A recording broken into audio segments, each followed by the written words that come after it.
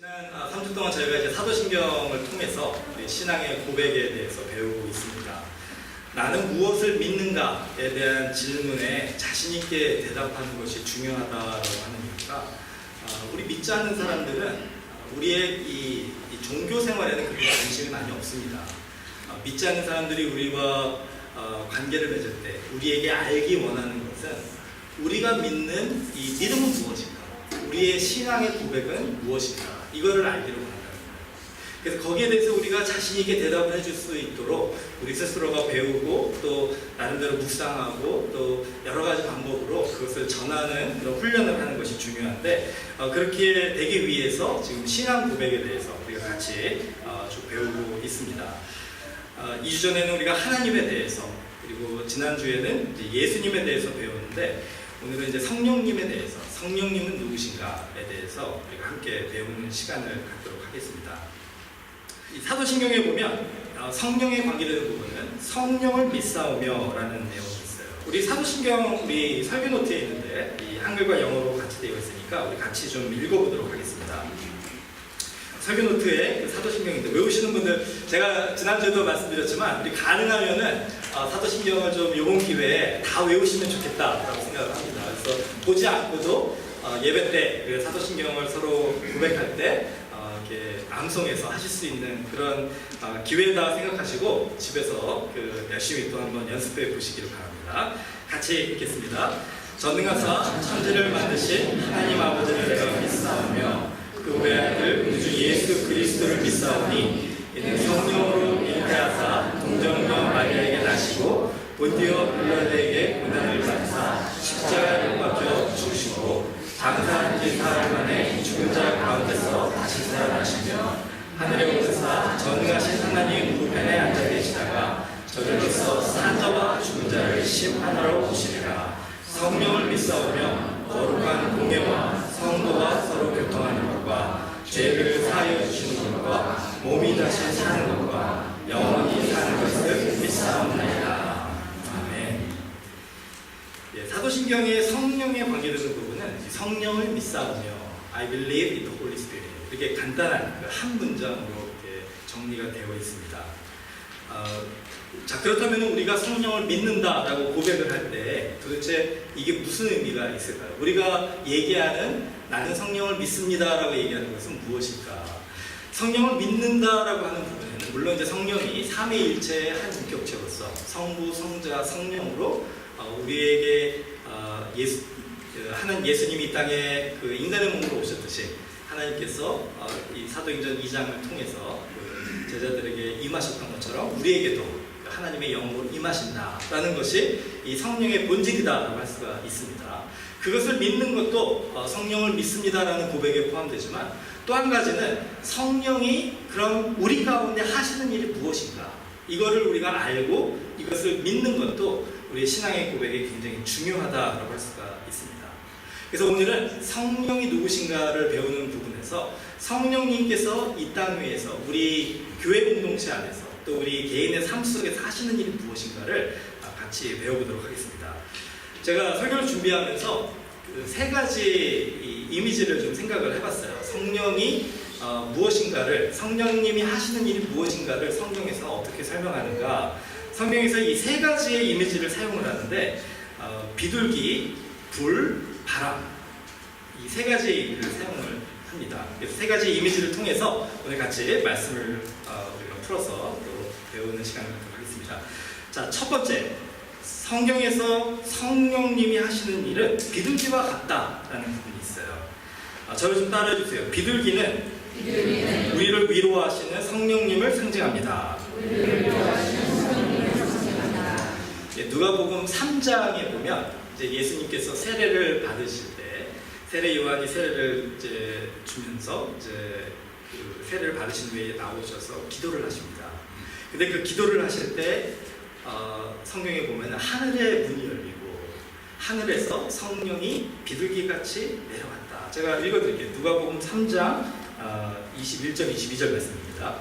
백성이 다 세례를 받을세 예수도 세례를 받으시고 기도하실 때 하늘이 열리며 성령이 비둘기 같은 형체로 그의 위에 강림하시더니 하늘로부터 소리가 나기를 너는 내 사랑하는 아들이라 내가 너를 기뻐하노라 하시니라.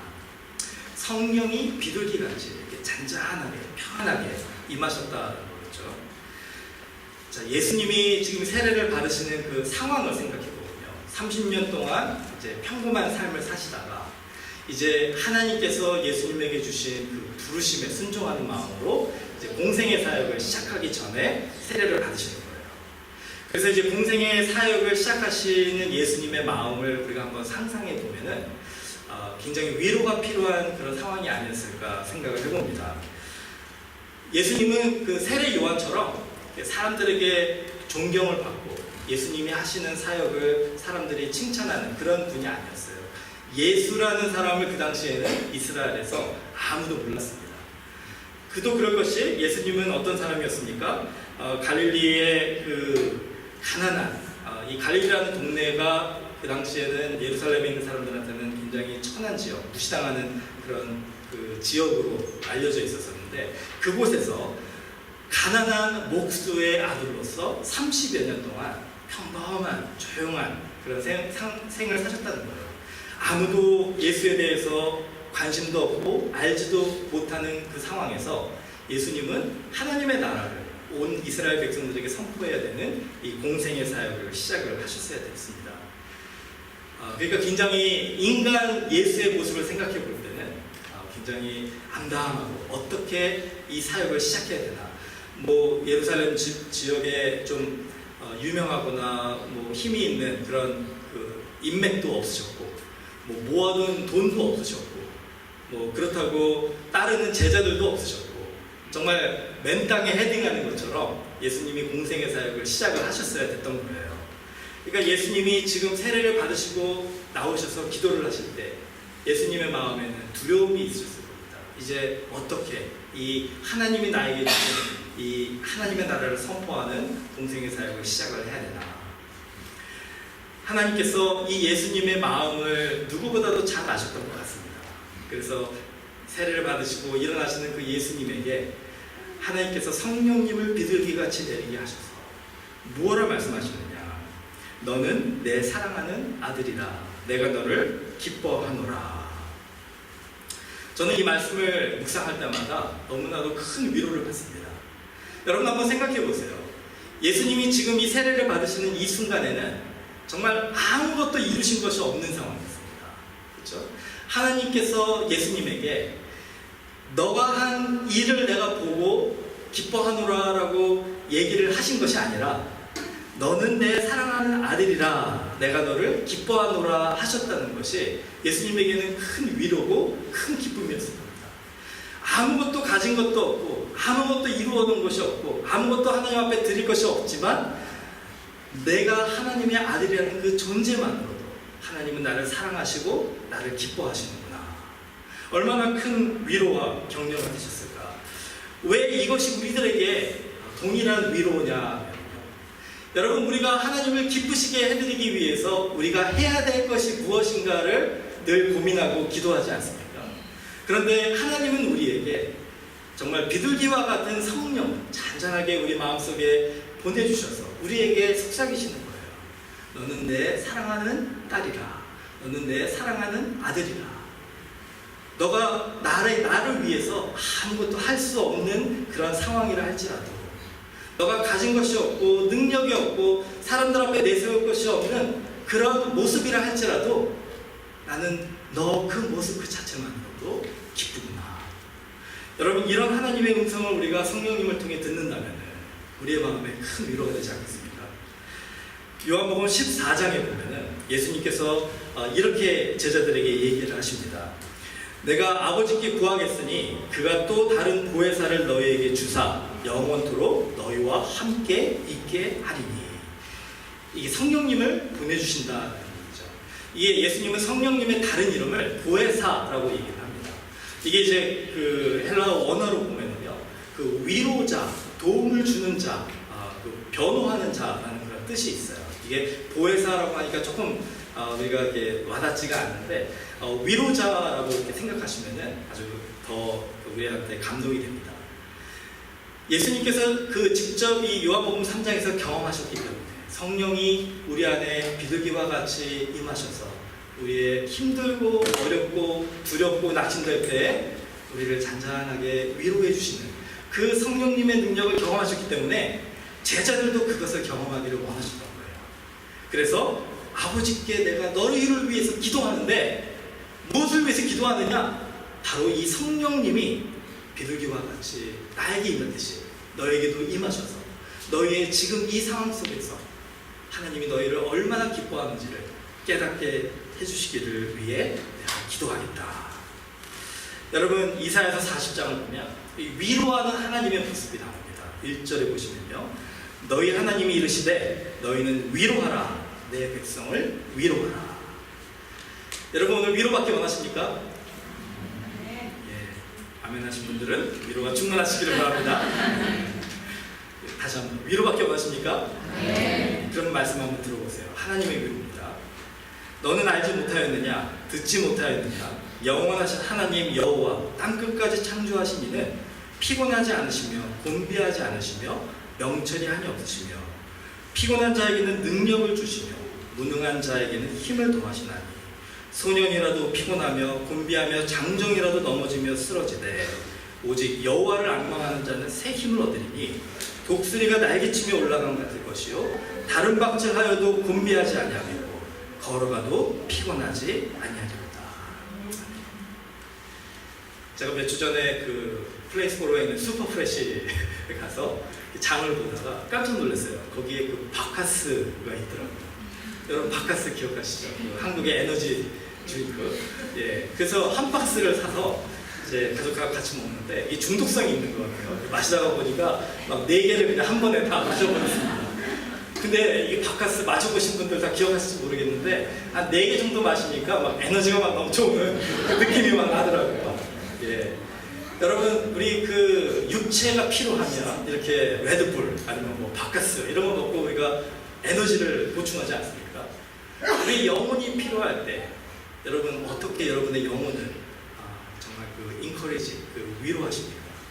오늘 말씀처럼 하나님이 우리를 위로하기 원하시기 때문에 우리에게 성령님을 보내주신 거예요.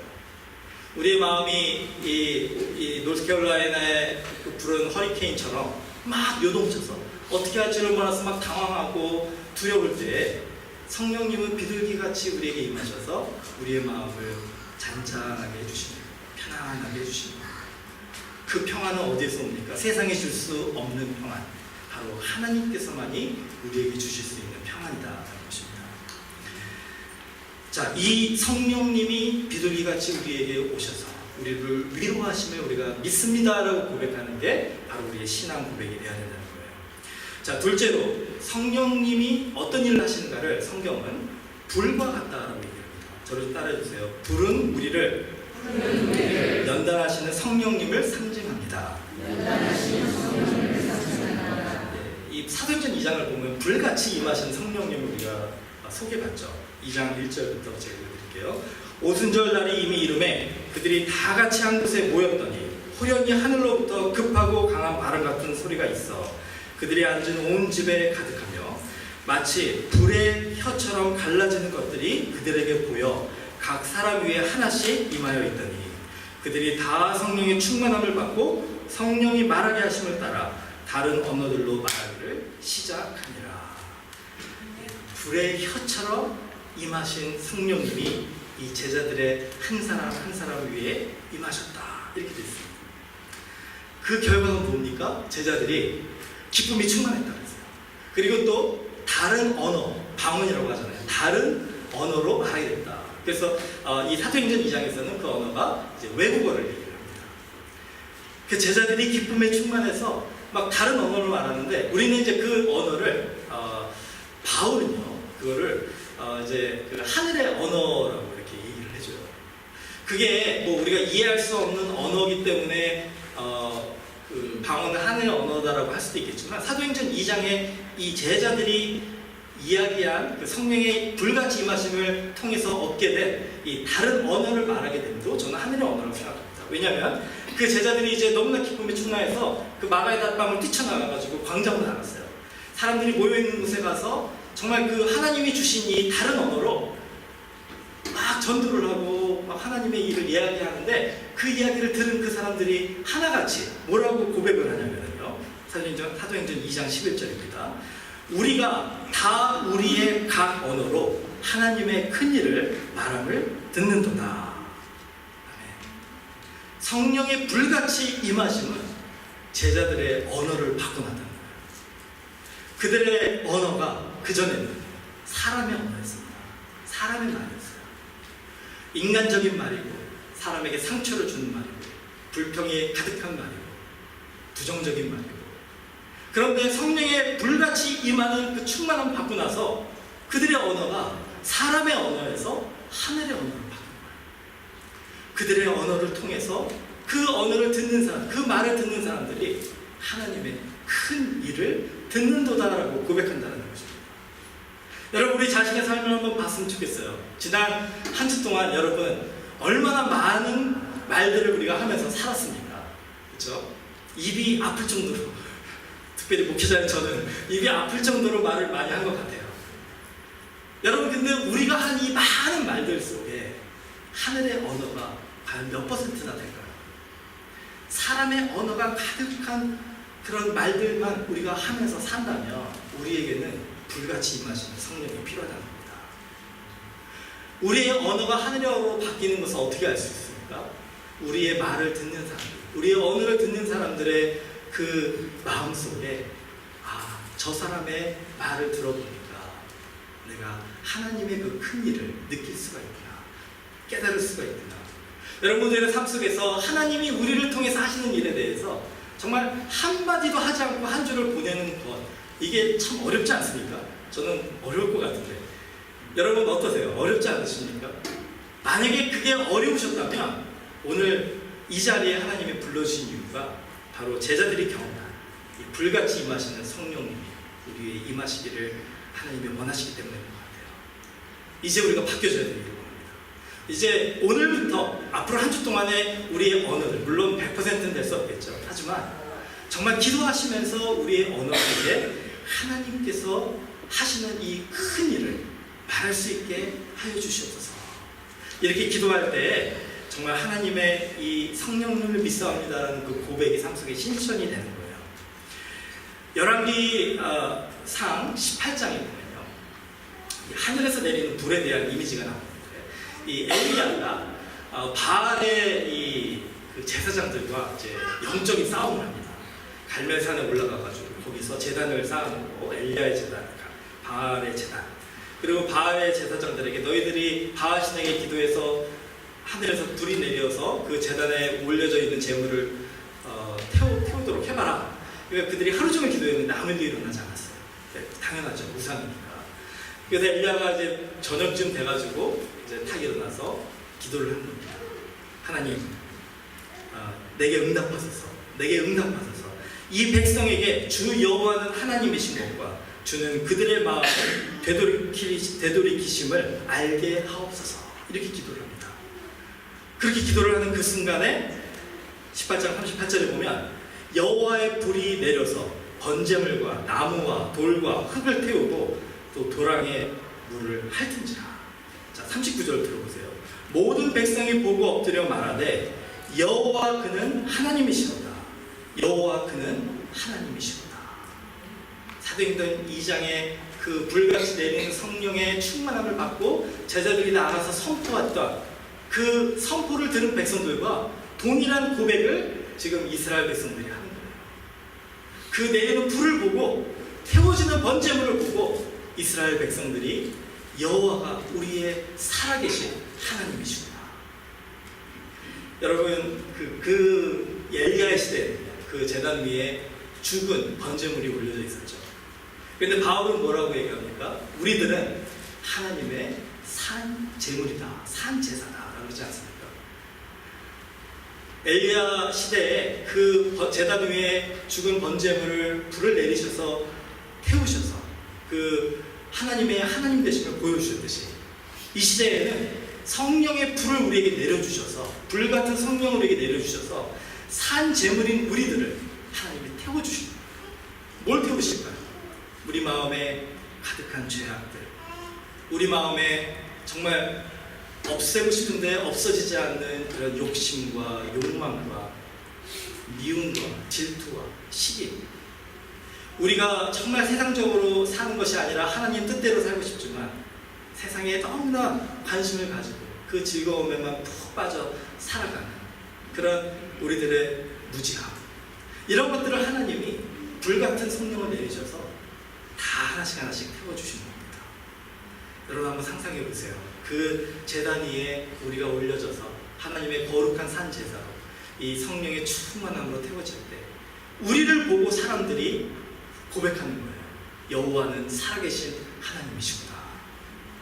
이걸 믿는 것이 바로 성령을 믿사오며라고 고백하는 우리 신앙이다라고 할 수 있습니다.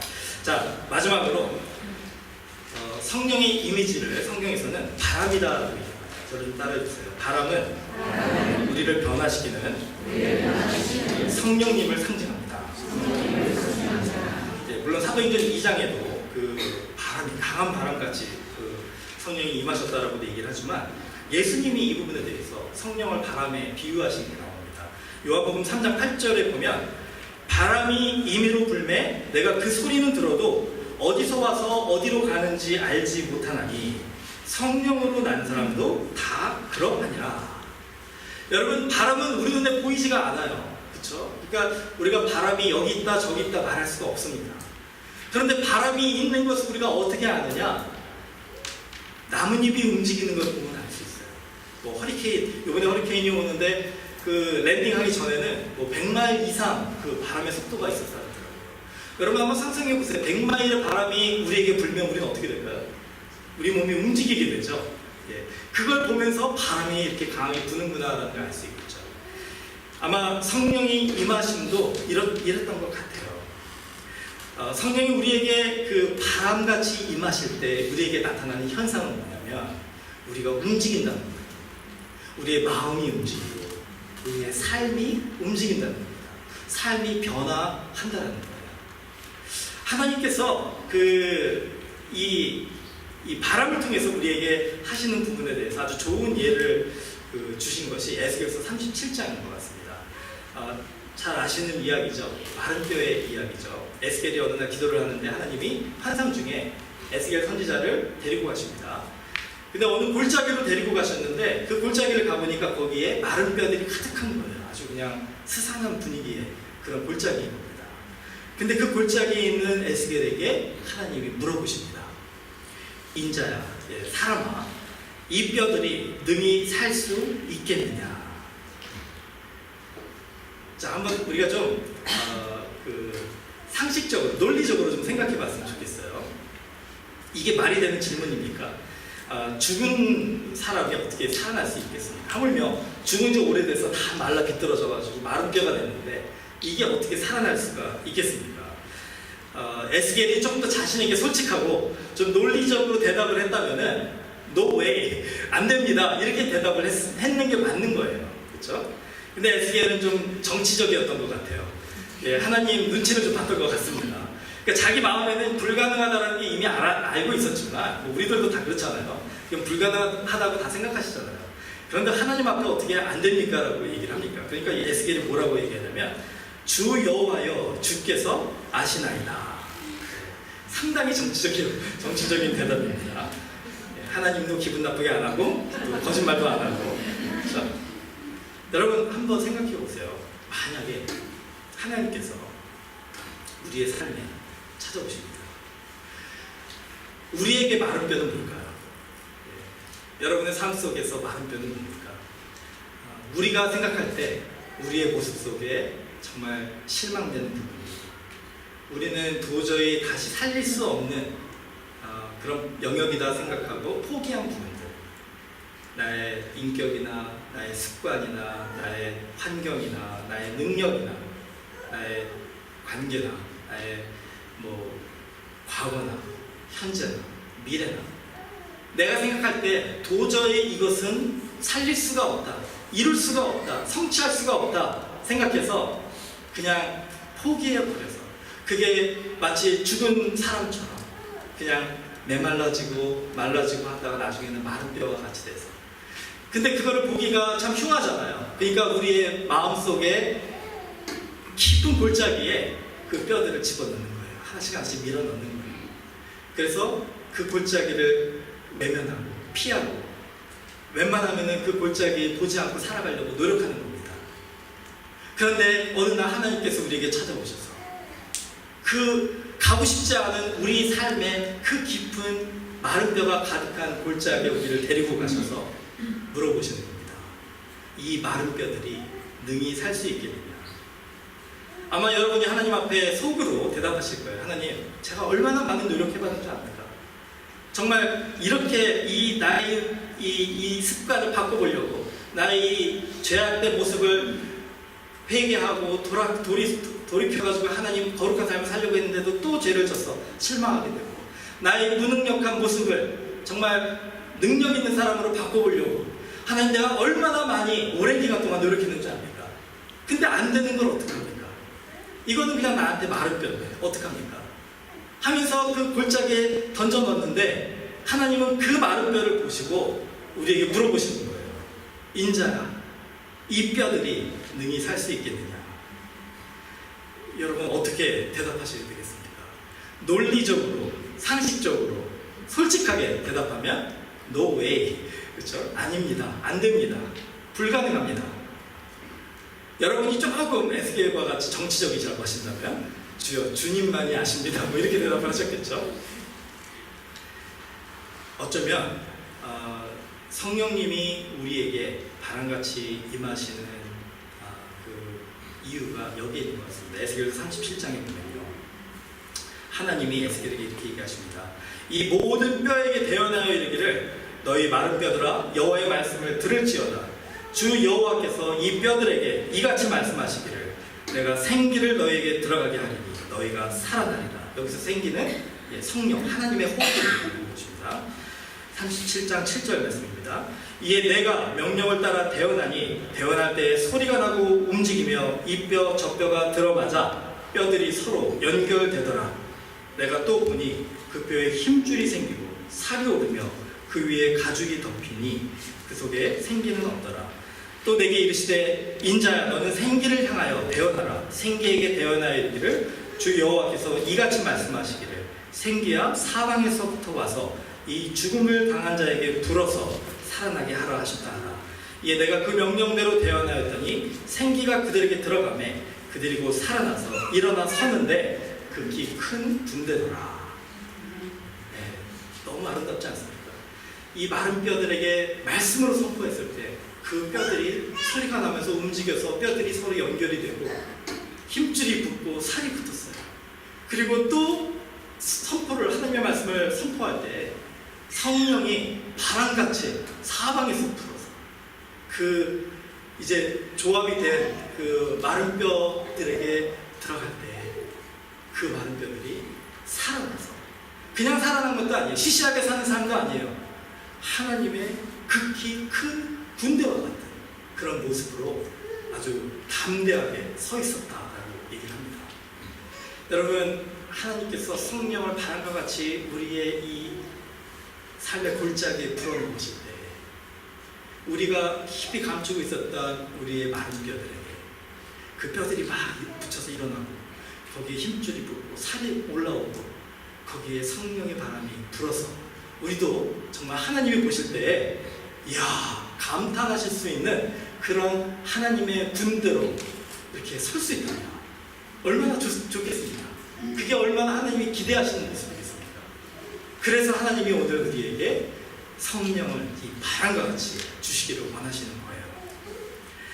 정말로 이것이 이루어지기를 원하신다면 에스겔이 이야기한 것처럼 우리도 정말 하나님이 말씀하시는 그 말씀의 선포를 귀담아 듣고 우리 스스로에게 선포해야 돼요. 마른 뼈들아 이제 일어나라. 성령님 나에게 풀어주셔서 이제 나의 삶 속에 하나님의 이 놀라운 일들을 이루어 주시옵소서. 나의 메말라가는 영혼들을 살려주시고 나의 죽어가는 나의 삶의 부끄러운 부분들을 다시 한번 하나님의 거룩한 군대와 같이 살려주시옵소서. 성령님은 오늘 이 자리에 우리와 함께 하십니다. 이제 비둘기와 같이 불과 같이 바람과 같이 우리에게 임하시기를 원하시는 거예요.